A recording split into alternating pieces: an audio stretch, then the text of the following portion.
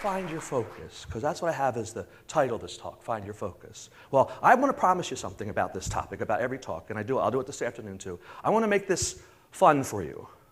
I want to make it so that it feels good, so that when you leave, it was a good feeling. 2, I want to make this memorable. I want you to remember me. Because if you leave here and all the tips I have that you can pass on to your employees or for yourself, and you don't remember what, it's not really of any benefit unless we just had fun, but even then, it's not really why you're here. And 3, practical.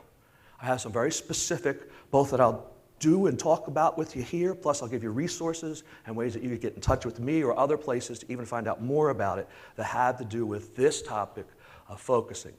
Plus, you're going to get a chance to win some prizes.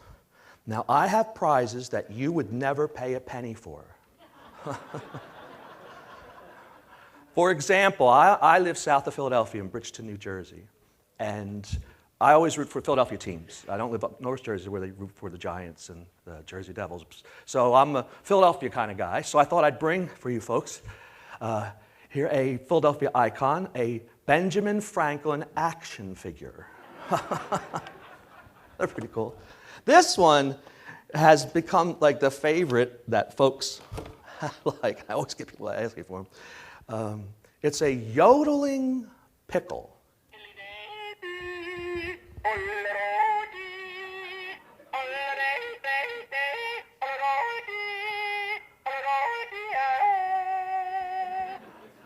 Come on, Ivory, you can't not want one of them. Ivory's a musician, by the way. Studied it and plays the saxophone. Also got some hand soap for you, right there. And this one, I'll tell you what, this really cracks me up for some odd reason. I can't believe they make these, but it's good.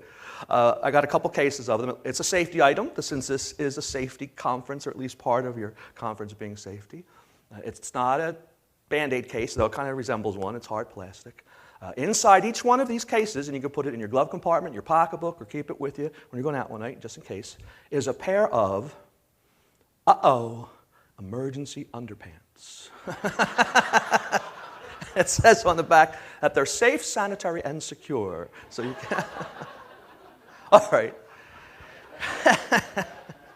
Has focusing, why find your focus? Is it really that big of a deal? And I don't think you'll think I'm exaggerating, at least not by the time we're done, especially the first part. It is the biggest deal that we're facing in our culture that has to do with our health and safety. There is no larger one, none even a little bit, for all different reasons. In fact, it's changed. This topic of focusing and not being able to has changed the number one cause of accidental death in our country, is part responsible for it. And it used to be car accidents up until 2010. And they're still up there. And now distracted driving, which we're going to deal with in a moment even more, has become probably the leading cause of accidents now, in not just this country, but in others. But now the leading cause of accidental death in our country is from accidental overdose from prescription drugs as of 2010. Not suicide, that's a different subject.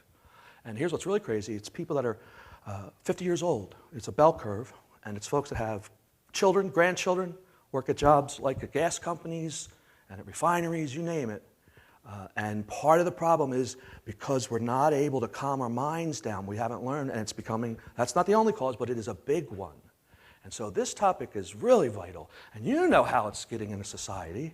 You know it's gotten beyond belief. And the driving part has gotten crazy as anything. You know, not being able to focus. And focusing just means, for our cases, and there's other words for it too, by the way, paying attention, mindfulness. I prefer mindfulness, but focusing works better with a safety crowd. But I really do mean mindfulness, which just means I'm going to play you a song when we get done today, which I've played hundreds of times. I could play that song without thinking about it. And every now and then, I don't want to do this, but every now and then I'll be playing the song and I'll be thinking about my flight that I have to catch or some other thing that's happening at home. And I'll get like to the second stanza and I'll say, or third stanza, I'll say, oh my word, did I do the second one? Because the song won't make sense. It's a funny song and it has a story to it. I was like, I don't remember. So I just trust that I have. And so far, whenever I've done that, which I don't do it often, I've been okay. Now, that's not focusing. That means you're thinking about your divorce, you're thinking about your vacation while you're doing something, which we know leads directly to accidents, but also leads to problems with us being able to calm down our minds all the time. Now, focusing means when I pull up the guitar, I notice how you feel, how I feel, how the sound of the music, the movement of my hands, without thinking of anything. I'm just experiencing what I'm doing. As Ivory will tell you, with musicians, it's like you're in a zone, isn't it? Like you really are paying attention to what you're doing, but you're not really thinking about what you're doing. You're just paying attention. And that's where we want to be a lot in life, especially all your incorrect answers. If you had any wrong, could you add up that number and put it somewhere on your card? Your incorrect answers. All right, how many of you fine folk had none wrong? Anybody get none wrong? No? How about just one wrong? One? No? How about just two? Only two, no more than two. Anybody? Three. Oh, and what's your name? Oh, that's Corky. Hey, Corky. Corky, guess what? You got the lowest score. You don't get a thing. No, the highest score, right? The highest score wins. But we went out to dinner with Corky and with Mary Kay, right? Mary Kay, is she here? Is Mary Kay here? No. All right, how long have you and Mary Kay been married? 31 years?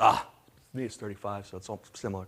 And you know, sometimes the attraction and excitement can wane. It can, after that many years of times. Well, I have something here that Mary Kay is going to be able to wear, just save it for a special evening, that will make her more attractive to you. Not that she isn't already.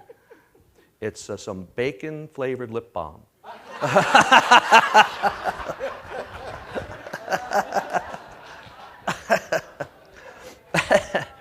And Mary Kay is a good sport. She will like that for sure. All right, you were 4, right? 3? All right, how many 4s do we have? 1, 4. Good job. You want a finger puppet? Yeah. Here, I'm going to give you a finger puppet. You ready? Catch it. No one else will talk to you. Your finger puppet will always talk to you. There you go. It's nice and soft. Perfect. You too? Oh, you weren't going to raise your hand. You ready? All right, 6s. 1, 2, 3, 4, 5, 6, 7, 8. 7s. 1, 2, 3, 4, 5, 6, 7, 8, 9. Rest of you may have done better had you closed your eyes. Circle. How many 8s do we have? Ooh, good. About 28s. 9s. 1, 2, 3, 4, 5, 6, 7, 8, 9. 12 9s. How many 10s?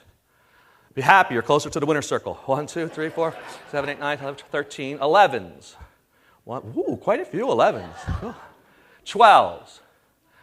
That's not easy to do. Just get 3 right? Really? 3 right? All right. Sometimes this is the winner. Anybody get 13 out of 15? How about 14? Ooh, we got 2 winners. And what is your first name? Elsa. What did you want, Elsa? I have emergency underpants, hand soap, Benjamin Franklin action figure, yodeling pickle. I also have an inflatable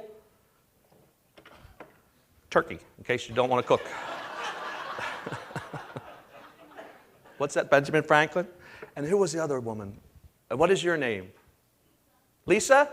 What do you want, Lisa? You like the pickle? And somebody else? What do you want?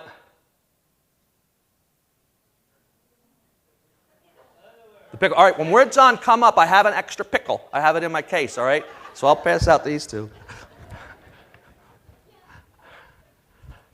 Now, Elsa, for the rest of the losers in here, how'd you do it? Who else was it? Now, listen, you got to be careful with your pickle. Don't pull it out yet, but when you pull it out, it'll go off, and then put that plastic back in, because sometimes the pickle gets really sensitive. It goes off when you don't want it to. All right.